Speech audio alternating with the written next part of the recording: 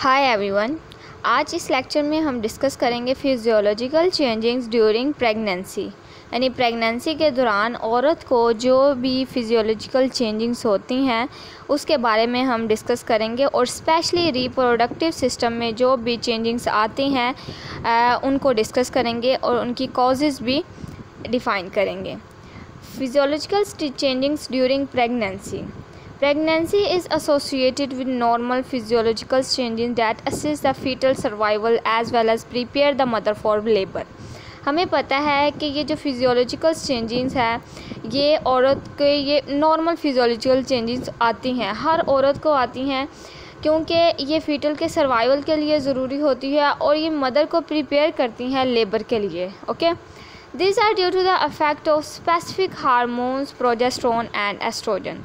और ये जो चेंजिंग्स हैं ये दो हार्मोन्स की वजह से होती हैं जिसमें प्रोजेस्टेरोन और एस्ट्रोजन इंक्लूड हैं। ठीक है, ये दो मेन हार्मोन हैं प्रेगनेंसी के, प्रोजेस्टेरोन एंड एस्ट्रोजन। और ये प्रोजेस्टेरोन एंड एस्ट्रोजन जो है वो नरिशमेंट करते हैं, फीटस को प्रिपेयर करते हैं बॉडी फॉर लेबर, मदर की बॉडी को प्रिपेयर करते हैं लेबर के लिए, and develop her breast for production of milk during puerperium. Puerperium जो 6 वीक का जो पीरियड है आफ्टर बर्थ, उसमें ब्रेस्ट को प्रिपेयर करते हैं मिल्क की प्रोडक्शन के लिए, प्रोजेस्टेरोन एंड एस्ट्रोजन। ठीक है, सबसे पहला काम है इसका बच्चे को जो है वो न्यूट्रिशन प्रोवाइड करना है, दूसरा मदर को प्रिपेयर करना है लेबर के लिए। ठीक है, क्योंकि एस्ट्रोजन और प्रोजेस्टेरोन की मदद से कॉन्ट्रैक्शन आती हैं, ठीक है, और वो लेबर के लिए रेडी होती है, और इसके अलावा मिल्क की प्रोडक्शन के लिए बहुत अहम किरदार अदा करते हैं।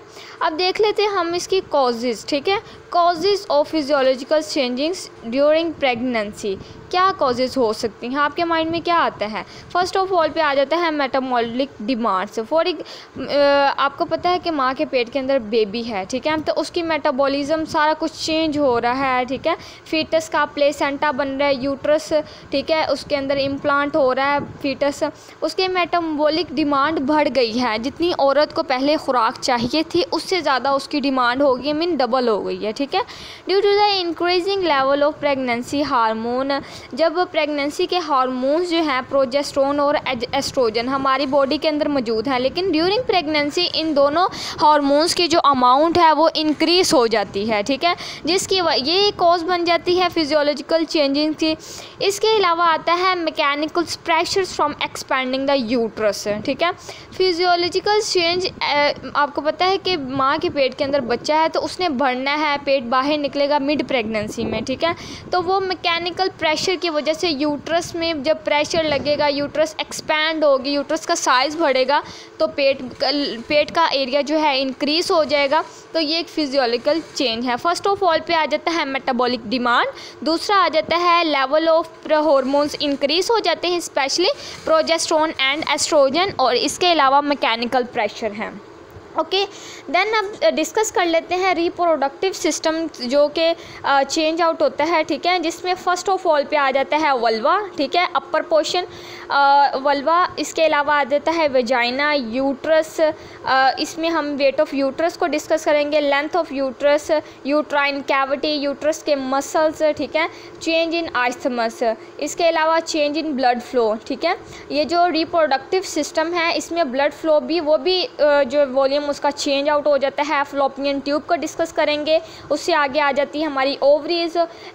इसमें रिप्रोडक्टिव सिस्टम में ब्रेस्ट भी इंक्लूड है, skin, change in hair growth, ठीक है, और हेयर ग्रोथ के अलावा आ जाता है हमारे पास वेट गेन ड्यूरिंग प्रेगनेंसी।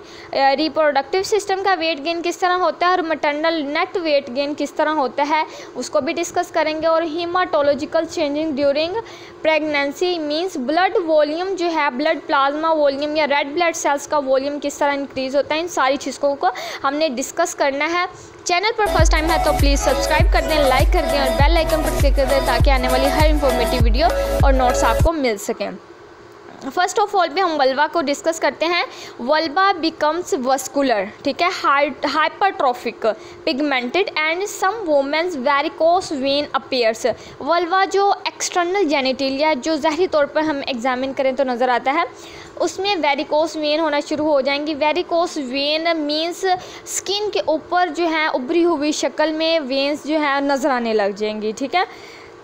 इसके अलावा वस्कुलर हो जाता है, जिस तरह वस्कुलर कहते हैं स्टूडेंट जैसे सॉफ्ट, जैसे वाटरी फ्लूइड कंटेंट इसके अंदर हो, ऐसा वल्वा हो जाएगा, ठीक है। आगे हम वजाइना की बात करते हैं जो कि इंटरनल है, ठीक है। It become vascular oedematous. Oedematous means soft, oedema बोलते हैं यानी अगर हम फिंगर से प्रेस करें तो वो स्किन नीचे को धंस जाए, ठीक है।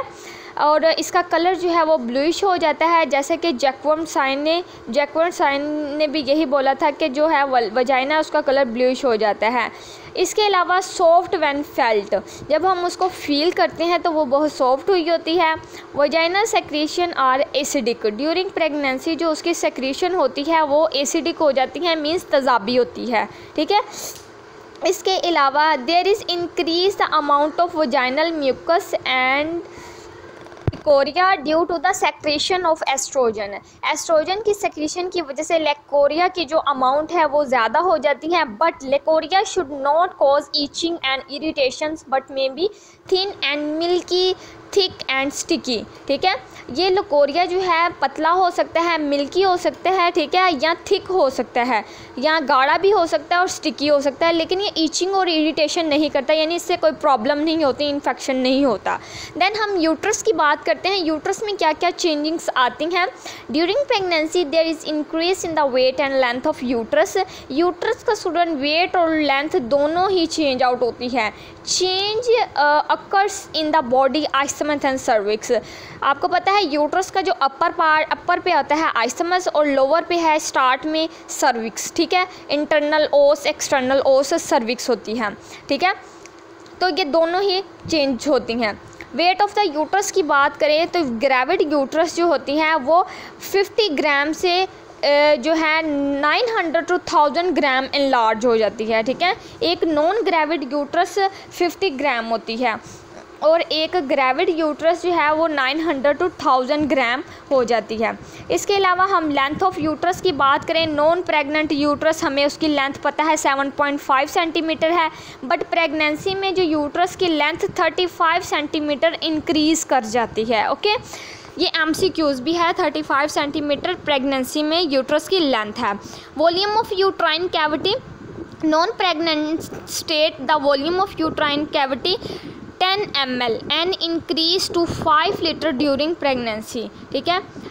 10 मिलीलीटर जो है वो यूट्राइन कैविटी का वॉल्यूम होता है नॉट प्रेग्नेंट यूट्रस में, ठीक है, नॉन प्रेगनेंसी में। और 5 लीटर जो है वो ड्यूरिंग प्रेगनेंसी इसमें इंक्रीज़ होता है। इसके अलावा मसल्स की बात करें, three distinct layer of the uterine muscles develop. हमें पता है कि हमारे जो यूट्रस हैं उसके अंदर 3 मसल्स की लेयर होती हैं, आउटर है, मिडल है और इनर है, ठीक है। आउटर जो होती है वो लॉन्गिट्यूडनल लेयर होती है और मिडल जो है वो वस्कुलर लेयर है और इनर सर्कुलर लेयर है, ओके। तो ये भी साथ साथ ही चेंज होती हैं। Change in the isthmus. अब हम आइस्थमस की बात करें जो कि यूट्रस का अपर पोर्शन है, ठीक है, अपर पार्ट है। During pregnancy lower uterine segment is form isthmus, ठीक है। लोअर यूट्राइन सेगमेंट से ही जो है आइस्थमस बनता है। Up to 12 week isthmus elongate then it form thin over uterine segment unfolding its cavity from above the downward to be included in the uterine cavity. हमें पता है कि 12 वीक में आइस्थमस जो है वो एलोंगेट हो जाता है, ठीक है। प्रेगनेंसी में 12 वीक पे आइस्थमस एलोंगेट होता है और ये थिन होना शुरू हो जाता है, यानी पतला होना शुरू हो जाता है। Uterine segment unfolding its cavity from above downward, ठीक है, डाउनवर्ड यानी नीचे की तरफ ये जो है वो इसकी एलोंगेशन स्टार्ट होती है। इसके अलावा at term it measure 7.5 centimetre to 10 centimetre in length, ठीक है। आइस्थमस की जो लेंथ है वो 7.5 से 10 सेंटीमीटर हो जाती है। Change in the blood flow, ठीक है, change in the blood flow बहुत इंपॉर्टेंट है। Uterine blood flow increase from 50 ml per minute to 700 to 800 ml per minute, okay. जो यूट्राइन ब्लड फ्लो है, यूट्रस के अंदर जो ब्लड फ्लो है वो 50 ml से इंक्रीज़ होता है, 50 ml पर मिनट, यानी 1 मिनट में 50 ml जो सर्कुलेशन हो रही है वो जो है 700 to 800 में कन्वर्ट हो जाती है। Okay. Change in the cervix, cervix में क्या क्या चेंजिंग्स आ सकती हैं? During pregnancy cervix becomes vascular, oedematous and soft Goodell sign. ठीक, सॉफ्ट और ये एडिमाटोस सर्विक्स से जो बताया था वो गुडल ने बताया था, एक साइंटिस्ट था, ठीक है। ये गुडल साइन को शो करता है। Its length double and volume increase. जो सर्विक्स है आपको पता है इंटरनल और एक्सटर्नल ओस में फ़र्क है, थोड़ा सा लेंथ है, तो इसकी लेंथ जो डबल हो जाती है और वॉल्यूम भी इसका बढ़ जाता है। म्यूकोजा हाइपरट्रोफाइड, इसमें जो म्यूकस होती है ना उसमें वो हाइपरट्रोफाइड हो जाता है। एंडोसर्वाइकस एपिथेलियम्स ग्रो, एंडोसर्वाइकल एपिथेलियम यानी सर्विक्स के जो अंदर जो लेयर्स होती हैं ना, एंडोसर्वाइकल्स एपिथेलियम लेयर एक है, ठीक है, वो ग्रो होना शुरू हो जाती है। इसके अलावा mucus productions increase to plug the canal, ठीक है। ये जो म्यूकस की प्रोडक्शन होती है वो कैनाल तक पहुंच जाती है, जो कि हेल्प आउट करती है to prevent the ascending infections from the contaminations of the foetus. बच्चे को जो है बीमारियों से बचाती हैं, कंटामिनेटेड यानी कोई भी जरासीम है उससे प्रिवेंट करती है ये जो म्यूकस प्लग है, ठीक है। Now we will discuss change in the fallopian tube. Fallopian tube hypertrophied become vasculars and patchy decidua. Deseuda is a endometrious layer of the pregnant uterus. The tubes becomes congested, and now we will see the change in the ovaries. Ovaries hypertrophied and become vascular. Ovulation stops because there is no menses throughout pregnancy. Corpus luteum of the menses persist and enlarge 2.5 cm till 8 weeks on ECG effect of trophoblast. Progesterone of corpus luteum supports Deseuda 7 weeks of pregnancy. Change in the breast, this is most important topic. Vascularity and the size of breast increase. Total weight 0.4 kg and volume half time 1 to half time more. Enlarged breast from 16 weeks secrete clearly streaky yellowish fluid called colostrum. Colostrum yellowish fluid है जो कि 16 week पे secrete होता है from breast. And areola become dark pigmented primary areola. Ellora जो है वो dark हो जाता है, पिगमेंटेड होता है, यानी डार्क कलर में हो जाता है, और ये primary areola. At 6 weeks feeling of the fullness enlargement is present and the breast tissue becomes firm and tense. 6 week पे फुलनेस फील होगी, enlargement is present and breast tissue firm and tense यानी मजबूत हो जाएंगे। and 8 weeks surface veins of the breast are seen and 12 week little clear fluid can be extracted from breast. Primary areola 3.8 to 7.6 cm. Area around the nipple becomes more dark. It appears moist and edematous in non-pregnant women. Okay, diameter है वो 3.8 to 7.6 होगा। 16 week पे clostrums can be extracted from breast. Secondary areola is formed beyond the primary areola. Primary areola से beyond पीछे secondary Ellora है जो कि breast को हाफ कवर किए हुए है। Now we will discuss change in the skin. There is a main 3 changings in the skin: mask of pregnancy, linea nigra and striae gravidarum. First of all, we will discuss mask of pregnancy. There is a patchy pigmentation of the face, cheeks, neck, nose called closma gravidum and mask of pregnancy.